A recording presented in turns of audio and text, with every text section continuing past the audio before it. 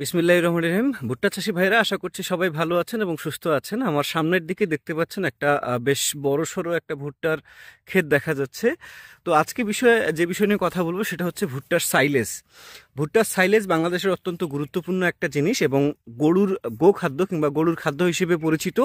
তো সেই ভুট্টার যদি আপনি ভালো দাম পেতে চান কিংবা সাইলেজ করতে চান, সাইলেজের মাধ্যমে অনেক যারা আছেন গরুর খাদ্য ক্রয় বিক্রয় করেন কিংবা হচ্ছে মেশিন জাতের মাধ্যমে তারা খাদ্য ক্রয় বিক্রয় করেন, তারা কিন্তু আপনাদের মাঠ থেকেই মোটামুটি সব কিছু কিনে নিয়ে যাবে। এবং আপনাদের কিন্তু এই বিষয়টা জানতে হবে যে কখন ভুট্টার সাইলেজ অত্যন্ত গুরুত্বপূর্ণ একটা অবস্থান ধারণ করে। আমি আপনাদেরকে যদি একটু দেখাই তাহলে হচ্ছে এই যে একটা গাছ দেখা যাচ্ছে, এখানে কিন্তু এই যে উপরের দিকে ফুলটা দেখা যায়, গাছের উপরের দিকে ফুলটা, এটা কিন্তু এখন পর্যন্ত প্রায় কাঁচা অবস্থাতেই আছে। যদিও কিছু কিছু জায়গায় শুকনো একটা অবস্থা ধারণ করেছে, যেমন এটাতে আমি স্পষ্টই দেখানোর চেষ্টা করছি, কিছুটা জায়গাতে শুকনো শুকনো একটা ভাব আছে। আরেকটা বিষয় হচ্ছে যে এইখানে কিছু জায়গাতে দেখেন এখন পর্যন্ত এর ফুলের মোচার উপরের যে অংশটা আছে এখানে কিন্তু এখন পর্যন্ত কাঁচা কাঁচা একটা ভাব আছে এবং কিছু কিছু জায়গায় শুকিয়ে গেছে বেশিরভাগ ক্ষেত্রেই। তো এই অবস্থায় কখনোই কিন্তু সাইলেজ করা উচিত হবে না।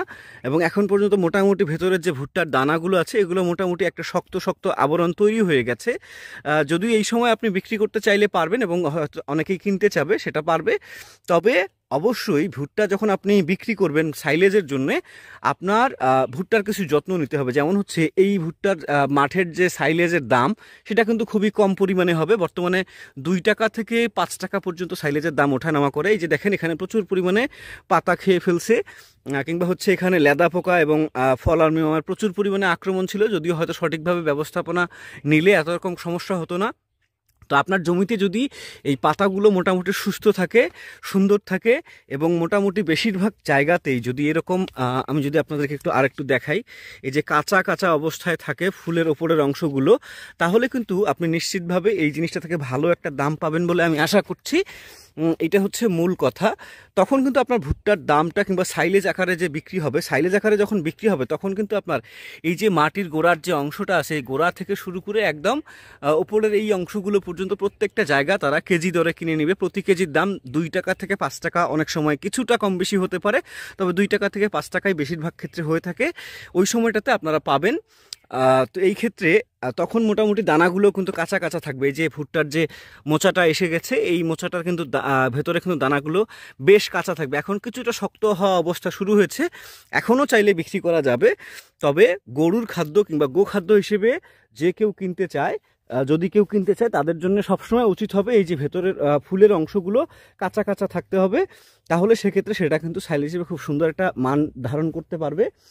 এবং আপনিও যদি আপনার গাছের যত্ন ভালো করতে পারেন, এই যে যেমন এই যে পাতায় এরকম খেয়ে ফেলেছে, লেদা পোকার আক্রমণ ঘটেছে কিংবা ফল আর্মিয়াম পোকার আক্রমণ হয়েছে, সঠিকভাবে চিকিৎসা হয়তো প্রদান করা হয় নাই, সে কারণে এরকম একটা অবস্থা হয়েছে।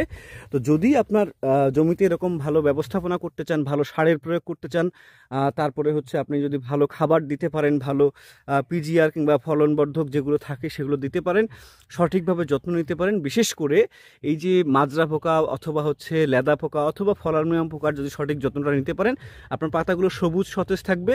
এবং সঠিকভাবে সার প্রয়োগের মাধ্যমে এবং ফলনবর্ধক প্রয়োগের মাধ্যমে এই মোচাটা অনেক বেশি পরিমাণে মোটা হবে এবং গাছটা আরও বেশি মোটা সোটা হবে, পাতাগুলো দেখতে আরও সুন্দর হবে, সতেজ থাকবে। ঠিক সেই ক্ষেত্রে কিন্তু আপনার বাজারে সবথেকে বেশি আপনি দাম পাবেন।